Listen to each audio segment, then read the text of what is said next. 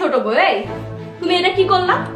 হ্যাঁ, আমার আব্বারে মাছের মাথাটা না দিয়া তুমি আমারে কেন দিলা? আচ্ছা, আমার আব্বা কি প্রতিদিন এই বাড়িতে আসে? আজকের দিনটা অন্তত আমার আব্বারে মাছের মাথাটা দিলে কি হইতো?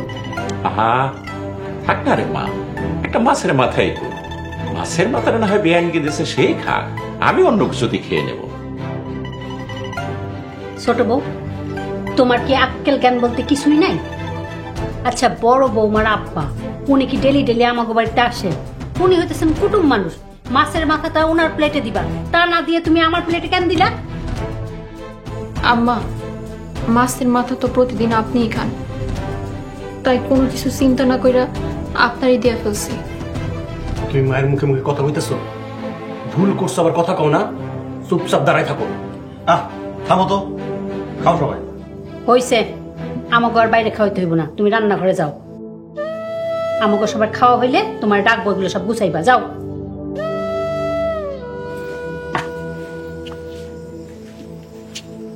এই শুনুন, তরকারি বাড়িটা দাও তো।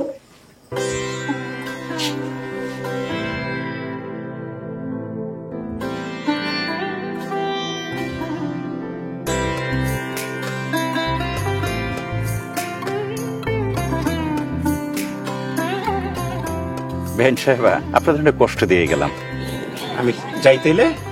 বেহেন সাহেবা, পরের বার কিন্তু আপনি অবশ্যই আমাদের বাড়িতে বেরিয়ে যাবেন। এইবার যেমন আপনাকে বাড়িতে। আর আপনি কি করলেন? এটা কিসের কষ্ট দিয়ে গেলেন? আরে আপনার মাইয়া রে, যেই দিন এই বাড়িতে আনছি সেই দিন থেকে তো আমার এক পাশের কষ্ট সব চইলাই গেছে। আপনার মাইয়া হইলো একটা লক্ষ্মী, এমন লক্ষ্মী বৌমা যে আমি পামু এটা তো আমি জীবনেও ভাবি নাই। আর এক পাশের সুখ তো আমার কপালেই নাই, কপালে না থাকলে কি আর করা। আব্বা তো মরছে, সাথে আমারও মাইরা গেছে। কেন, কি হয়েছে বাবা? কি আর হইব বিয়াই, সবই আমাকে কপাল। ছোট পোলাটার জন্য সালাম ঘটক এটা কি ভালো প্রস্তাব আনছিল।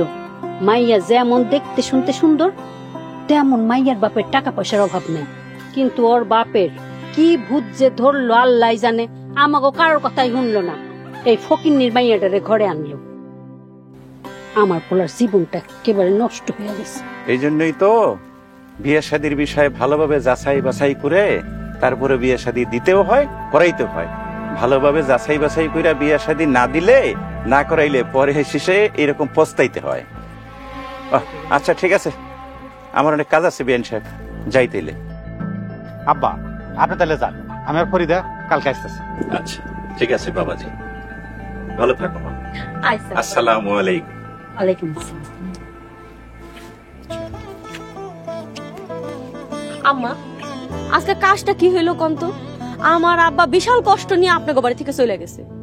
আমি চাইছিলাম আব্বার একটু খুশি করবো, আব্বা যাতে খুশি হয়ে আপনার পোলার একটা নতুন বাইক কিনা দেয়। কিন্তু আপনার ছোট বউ কি কাজটা করলো? আমি মানলাম ভুল করে আপনার মাছের মাথাটা দিয়ে দিছে, কিন্তু সে তো আমার আব্বার কাছে মাপ চাইতে পারতো। ভাবি, সামান্য মাছের মাছ নিয়ে আপনি আমার এত কিছু শুনাইলেন। আম্মা, আপনি শুনলেন আপনার ছোট বউয়ের কথা? আমার আব্বা এই বাড়ি থেকে কষ্ট পেয়ে চলে গেছে, এটা নাকি এর কাছে সামান্য। আমি এই জন্যই কইছিলাম আমি আলাদা হয়ে যাব। ও অন্যায় করছে, তাও আবার আমার মুখের উপরে কথা কইতাছে। আমি এই বাড়িতে থাকবোই না। এই ফরিদা, দেখো ছোট বউ, তুমি না দিন দিন একটা বেয়াদব হয়ে যাইতেছে। তোমার কেউ কিছু কয় না দেখে তুমি যা খুশি তাই করবা নাকি? আম্মা, কনের আর কি বাকি রাখছেন আপনারা? এখানে আমার কি দোষ কন্ত? তুমি বারবার কিন্তু আমার মায়ের মুখে মুখে তর্ক করো। তোমারে কিছু কই না দেখে না, তোমারে কিন্তু আমি একদম মায়ের একদম হাত ধরে ভেঙে ফেলবো। যাও, ফলে বেড়ে ছাল বসন্ত হোক, যাও।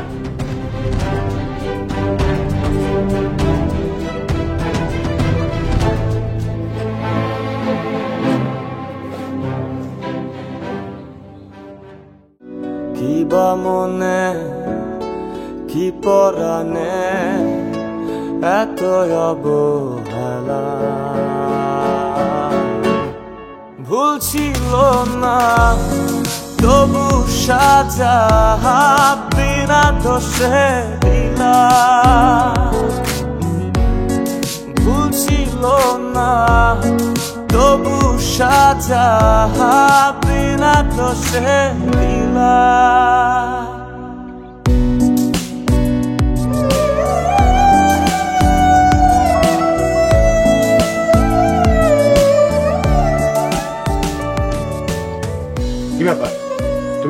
যাইতেছো?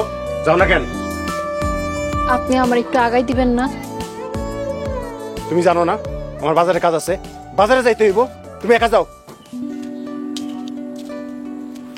বৌমা তুমি অনুদারে আছো কেন, যাও নাই কেন? আম্মা, আপনার ছেলে যদি আমার একটু বটতলার মোড় পর্যন্ত আগাই দিত, সেদিন হাঁটতে হাঁটতে আমার দম বাইরে যাওয়ার মতো অবস্থা। ধর তুই বউরে বটতলা বলতে আগে দিয়ে তারপরে বাজারে যা। বটতলার মোড় পর্যন্ত আগাই দিলে ভিতর দিয়ে যাইতে আমার সুবিধা হইব।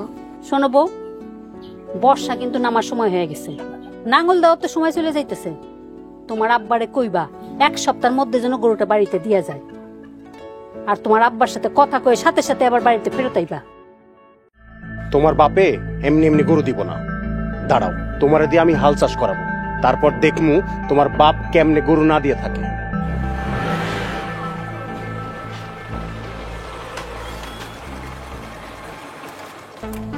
আম্মা মোটরসাইকেলটাকে নিয়ে আইছি।